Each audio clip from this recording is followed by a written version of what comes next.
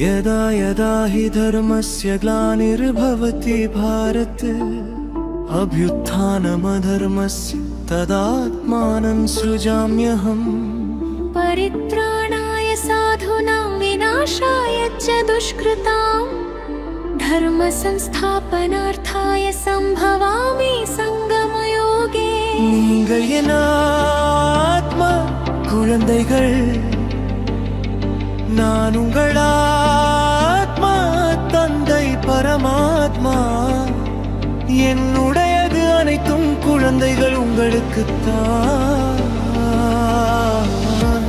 இதுவே உங்கள் பிறப்புரியே, நீங்கள் எனக்கு மிகவும் பிரியமான வருபம். இது என் வாக்குறுதி.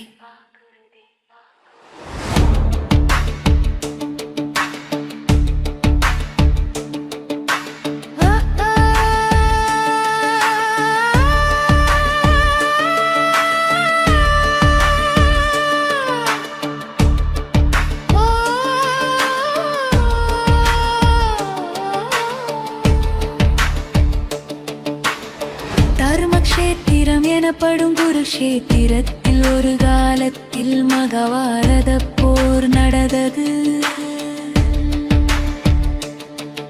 ஆனால் சில நேரங்களில் அந்த போர் நம் உள்ளத்திலும் நடக்கிறது. சில சமயம் ஆசைகள் நம்மை கட்டி விடுகின்றன. சில சமயம் மாயை நம்மை சூழ்கிறது. அப்போதுதான் கீதையின் ஞானம் வெளிப்படுகிறது. ஆனால் அந்த தெய்வீக வார்த்தைகளை யார் சொன்னது? அது அர்ஜுனனுக்கு மட்டும்தான் சொல்லப்பட்டதா? இல்லை இல்லை, அந்த ஒலி ஒவ்வொரு ஆன்மாவிலும் ஒலிக்கிறது. அது மனித உள்ளத்தில் ஆழமான போராட்டத்தின் கதை.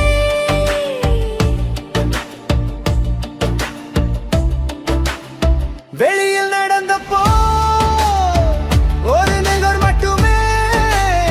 உண்மையான குருக்ஷேத்திரம் நம் மனதில் உள்ளது. கீதையின் அழைப்பு போருக்கானது அல்ல, அது அமைதிக்கான அறிவிப்பு.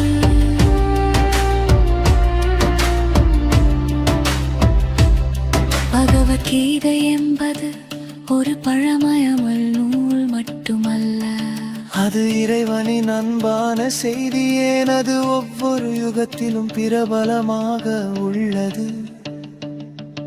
அது என்றும் இதயங்களை ஏன் விழிப்பூட்டுகிறது?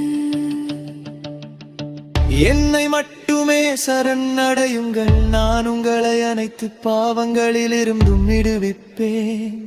பயப்பட வேண்டாம், பயப்பட வேண்டாம். இந்த அமுதமான வார்த்தைகளை யார் கூறியது? இது யுகம் தோறும் மீண்டும் மீண்டும் சொல்லப்படும் தனித்துவமான கதை. இதனுள்ளே ஆன்மாவை விழிப்பூட்டும் அரிய ஞானங்கள் சூழ்ந்து மறைந்துள்ளன. தர்மம் குறையும் போது, அதர்மம் அதிகரிக்கும் போது நான் வெளிப்படுவேன்.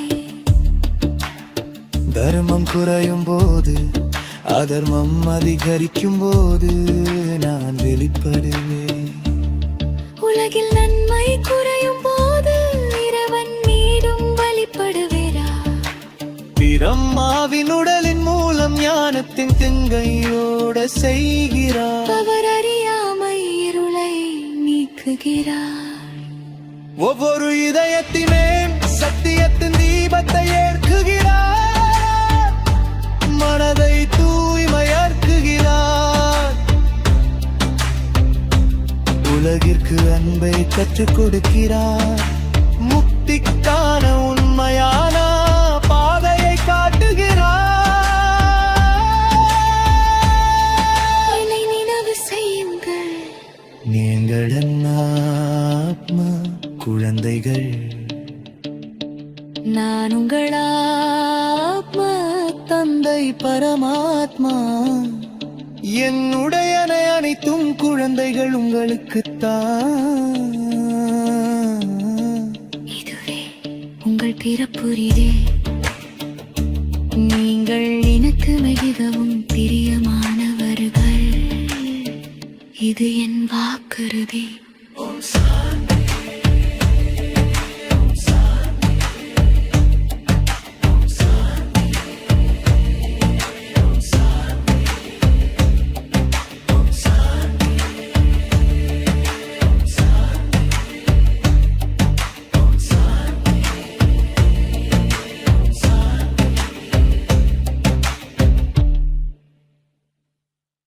ஓம் சாந்தி. விக்டோரியட் ஆல் லெவல், அதாவது எல்லா நிலைகளிலும் வெற்றி என்ற தலைப்பில் ஆங்கில பட்டி 7 நாட்களுக்காக நடக்க போகுது. பட்டியில் இன்னைக்கு ஃபர்ஸ்ட் டே, ஆனந்தமும் அன்பும் நிறைந்த வாழ்க்கை. நமக்குள்ள இருக்கக்கூடிய தவறான பார்வைகளை நாம முடிக்கணும். நான் சேதமடைய மாட்டேன்ற உணர்வு நமக்குள்ள வரணும். எப்பவுமே என்னை யாராவது காயப்படுத்துவாங்க அப்படின்ற பய உணர்வுலையே இருக்கிறோம். இல்லை யாரோ ஒருவர் சொன்ன சில வார்த்தைகள் கூட உங்களை காயப்படுத்துறதுன்னு நீங்க உணர்றீங்க. இப்படிதான் இந்த வாழ்க்கைய நீங்க ஏற்படுத்திட்டு இருக்கீங்க. இதனால ஆனந்தமும் அமைதியும் நிறைந்த வாழ்க்கையை உருவாக்க முடியறது கிடையாது. இது மாதிரி உங்களுக்குள்ள எழக்கூடிய அந்த இன்னர் பேனிக், அதாவது உள்ளுக்குள்ள இருக்கக்கூடிய பதற்ற நிலை, அதை நாம சமாளிக்க முயற்சி பண்ணணும். அப்பதான் நம்மளுடைய வாழ்க்கை ஆனந்தமும் அமைதியும் நிறைந்த வாழ்க்கையாக மாறும். இதை கொஞ்சம் வேறொரு விதத்துல நம்ம புரிஞ்சுக்கலாம். இங்க சில சகோதரர்கள் இருக்கிறாங்கன்னு எடுத்துக்கிறோம். ஒருத்தர் பேர் சதீஷ், இன்னொருத்தர் ரமேஷ். அவங்க ஒரு குழந்தைக்காக நாடகத்துல நடிக்கிறாங்க. சதீஷ் ஒட்டகமாக நடிக்கிறாரு, ரமேஷ் யானையாக நடிக்கிறாரு. 10 நிமிஷத்துக்கு அப்புறம் 10 நிமிஷம் அந்த நாடகம் நடக்குது. மேலும் பிரசாந்த் அதுல ஒரு டிராகன் மாதிரி நடிக்கிறாரு. இது குழந்தைகளுக்கான ஒரு நாடகம். யாருக்கும் ரமேஷ் சதீஷ் யாரு அப்படின்னு தெரியாது. அவங்க யானையும் ஒட்டகமா தான் பாக்குறாங்க. அதை கண்டு குழந்தைங்க எல்லாருமே ரொம்ப ஜாலியா பார்த்துட்டு இருக்காங்க.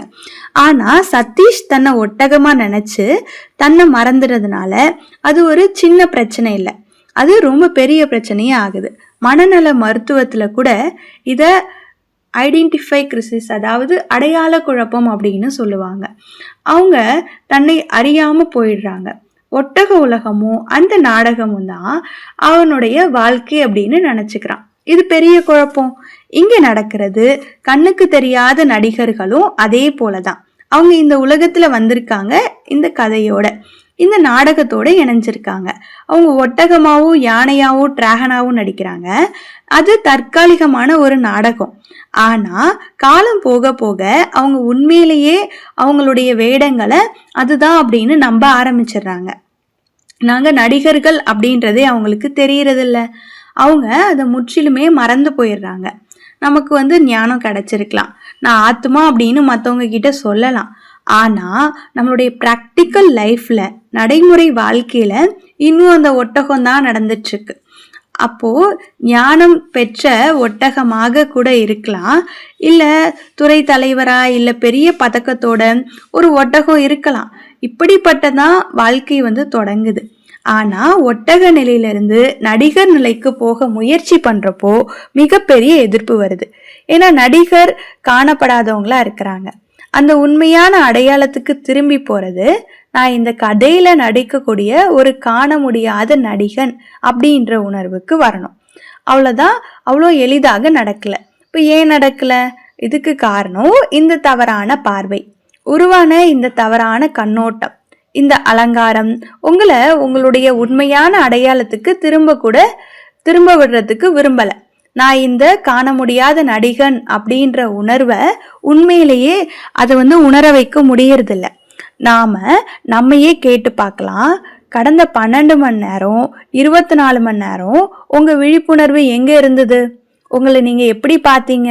காண முடியாத நடிகனா பார்த்தீங்களா? இப்போதாவது உங்களை காண முடியாத அந்த நடிகனாக பார்க்குறீங்களா? இல்ல இந்த உடலா, இந்த மனிதராதான் நீங்க பார்த்துட்டு இருக்கீங்களா? ஒட்டகம் யானை என்ற உருவகத்தை நம்ம பயன்படுத்தணும். அப்போ ஆன்மீகமான ஒட்டகம், நல்ல குணங்கள் கொண்ட ஒட்டகம், நல்ல ஒட்டகம். ஆனா நீங்க இன்னும் கதையின் உலகத்துல தான் இருக்கீங்க. உண்மையான அந்த காண முடியாத நடிகன் அப்படின்ற நிலை ஒரு தகவலாக, ஒரு அறிவாக மட்டும்தான் இருக்கு. ஏன்னா இந்த தவறான அடையாளம் உங்களை அங்க போக விடல, அங்க நிலை பெற வைக்கல. இதுதான் போராட்டம். இதுலதான் நம்மளுடைய வெற்றி இருக்கு. இந்த கதையோட இருக்கக்கூடிய தவறான அடையாளத்திலிருந்து உண்மையான நான் என்கிற காண முடியாத நடிகனுக்கு நம்ம மாற்றம் ஆகணும். இந்த மாற்றம் நடந்தா என்ன ஆகும்? அது விழித்துறது போல இருக்கும். உண்மையாக உங்களை நீங்க உணரணும். இந்த உண்மையாக நீங்க உணரணும். இந்த உண்மையான உங்களுக்கே ஒரு உலகம் இருக்கு. நம்ப முடியாத அளவுக்கு உயர்ந்த உலகம், கடவுளோட இருக்கக்கூடிய வாழ்க்கை, தெய்வீக ராஜ்யத்துல இருக்கக்கூடிய வாழ்க்கை. அங்க எல்லோருமே ஆனந்தமா அன்பு நிறைந்தவர்களாக இருப்பாங்க. அவங்களுக்கு சின்ன ஆசை கூட இல்லை, எந்த ஒரு ஏமாற்றமும் இல்லை. அவங்க எல்லாத்துக்கும் அப்பாற்பட்டவர்களாக இருக்காங்க. இங்க ஒரு கதை நடக்குது. அது அவர்களினுடைய கதை அல்ல. கதை அப்படின்றது தனி விஷயம். நீங்க கதையில நடிக்கிறீங்க, அவ்வளவுதான். கதையில வெள்ளம் வரலாம், இல்ல தீ பிடிக்கலாம். அது நடிகரை காயப்படுத்தாது. நீங்க உங்க உண்மையான உலகத்துல எவ்வளோ விழிப்போட இருக்கீங்களோ அவ்வளோ பாதுகாப்பா இருப்பீங்க. கதைய ஒரு பொழுதுபோக்குக்காக அனுபவிப்பீங்க. கதையை வச்சு பெரிய திரைப்படம் கூட எடுக்கலாம். அதுல தீ பிடிக்கிற மாதிரி காட்டலாம். ஆனா அது உங்களை ஒன்றும் சேதப்படுத்தாது. நான் சேதமடைய மாட்டேன் அப்படின்ற உணர்வை புரிஞ்சுக்கணும். ஆத்மாக்கு ரொம்ப முக்கியம் இந்த விஷயம். ஆரம்பத்துல இருந்தே சொன்னோம், நீங்க முற்றிலும் சேதத்திற்கு அப்பாற்பட்டவர்னு தெரிஞ்சாலே பல விஷயத்துல இருந்து நீங்க மாறிடலாம். உங்களுடைய உலகம் முழுமையா பாதுகாப்பான உலகம். இன்றைய காலத்துல 8 பில்லியன் ஆத்மாக்கள், 8 பில்லியன் பயணிகள், 8 பில்லியன் ஆக்டர்ஸ், நடிகர்கள், அவங்க தங்களுடைய வாழ்க்கைய கதையோட கலக்கிட்டாங்க. அந்த கோட்டையை தாண்டிட்டாங்க. உங்களுக்குன்னு ஒரு முழுமையான உலகம் இருக்கு, நிரந்தரமான உலகம், கடவுளோட இருக்கக்கூடிய உலகம் இருக்கு, மகிழ்ச்சியின் உலகம், முழுக்க முழுக்க நேர்மையான உலகம். யாருனாலையும் அதை மாற்ற முடியாது. அதுதான் நம்மளுடைய உண்மை. ஆனா அதை கடையோட நம்ம கலக்கும் போது அந்த அனுபவம் மாசடைஞ்சிருது. இந்த தவறான கண் பிறந்ததுக்கு அப்புறம் அந்த அகங்காரம் பிடிவாதமா கதையிலேயே வாழுது. பிரசாந்த் அப்படின்றதே நான் ஆயிடுது. பின்னாடி P K Prashanth, P K senior Prashanth. இப்போ உண்மையான நடிகன் ஒரு தகவலாக மட்டும் மாறிடுறான். அடுத்த சில நேரத்துல இந்த உண்மையான நான் யார் என்று திரும்பி நம்ம எப்படி அடையிறது அப்படின்றத நம்ம பேசலாம். இப்போ இந்த காண முடியாத நடிகன் தான் காண முடியாத தேவதை. அதாவது கதையிலிருந்து விடுபட்டா அகங்காரத்துல இருந்தும் விகாரத்துல இருந்தும் விடுபடுறோம். ஒட்டகம் யானை உலகத்தோடு வாழ்க்கையில கலக்கல அப்படின்னா விகாரத்துல இருந்து விடுதலை. உலகத்துல உள்ள 100% துக்கங்களுக்கும் இந்த கதையினாலதான் கதையோடு வாழ்க்கைய கலக்குறாங்க. அதான் காரணமே. துக்கம் இல்லை, இப்போ விகாரம் இல்லை, அகங்காரம் இல்லை, ஆசை இல்லை, ஒரு சொட்டு பயம், ஒரு சொட்டு கோபம் கூட அந்த உயர்ந்த நிலையை கெடுத்துரும். இன்னைக்கு நம்மளுடைய நோக்கம் முழு பயணத்தையும் ஒரே பார்வையில பார்த்து அந்த அசல் நிலைக்கு திரும்ப போகணும். அதை எப்படி நம்ம போறதுன்றத புரிஞ்சுக்கிறது. நல்ல விஷயம் என்ன அப்படின்னா, இதுக்காக நீண்ட காலம் காத்திருக்க வேண்டிய அவசியம் இல்லை.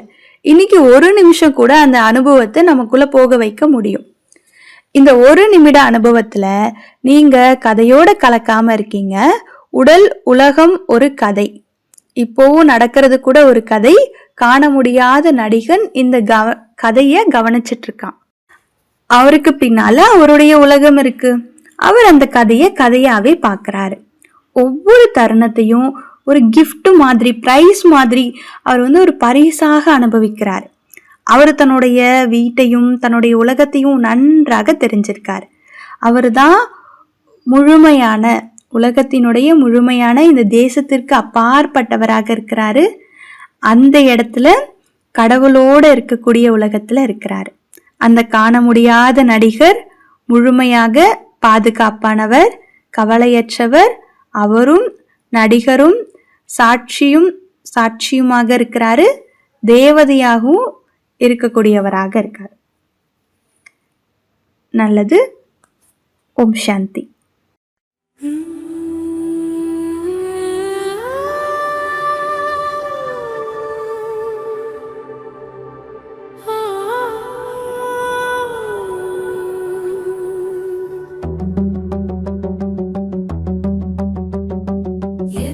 तदा हि धर्मस्य गले माति भारत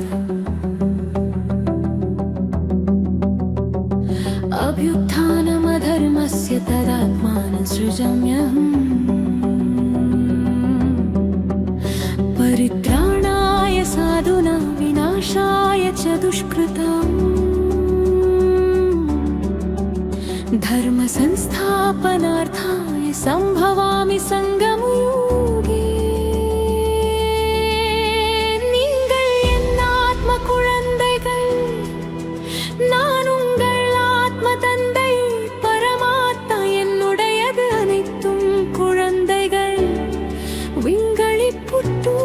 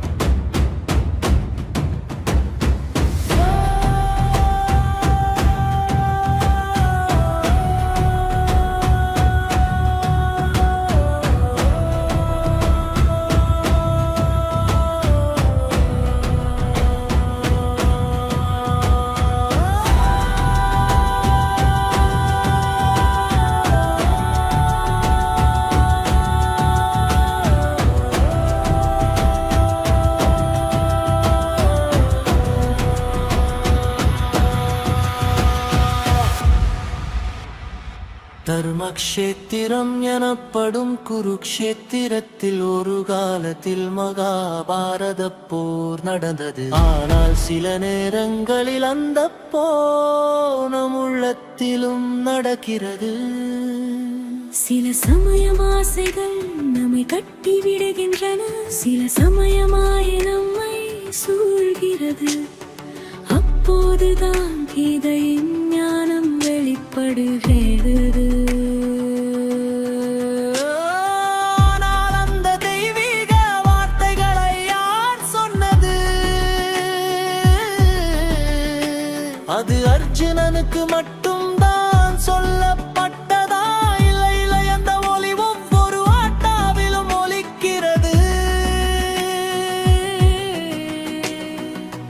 அது மனித உள்ளத்தில் ஆழமான போராட்டத்தின் கதை.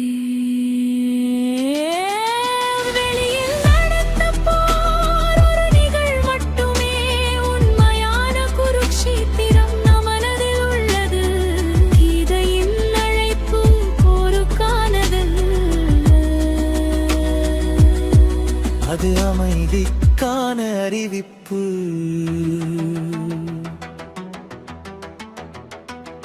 பகவத்கீதை என்பது ஒரு பழமையான நூல் மட்டும் அல்ல,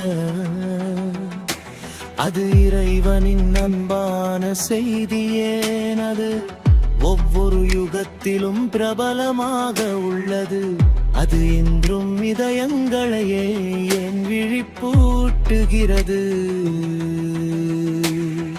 என்னை மட்டுமே சரணடையுங்கள், நான் உங்களை அனைத்து பாவங்களிலிருந்து விடுவிப்பேன். பயப்பட வேண்டாம், பயப்பட வேண்டாம். இந்த அமுதமான வார்த்தைகளை யார் கூறியது? இது யுகம் தோறும் மீண்டும் மீண்டும் சொல்லப்படும் தனித்துவமான கதை.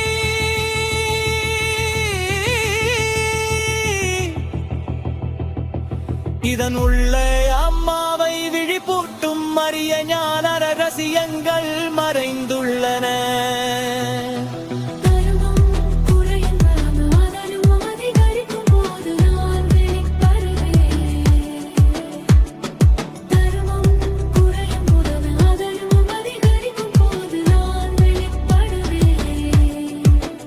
உலகில் மண்மை குறையும் போது எதைவன் மீண்டும் வெளிப்படுகிறார். பிரம்மாவின் உடலின் மூலம் ஞானத்தின் கங்கை ஓடச் செய்கிறார். அவர் அறியாமை இருளை நீக்குகிறார்.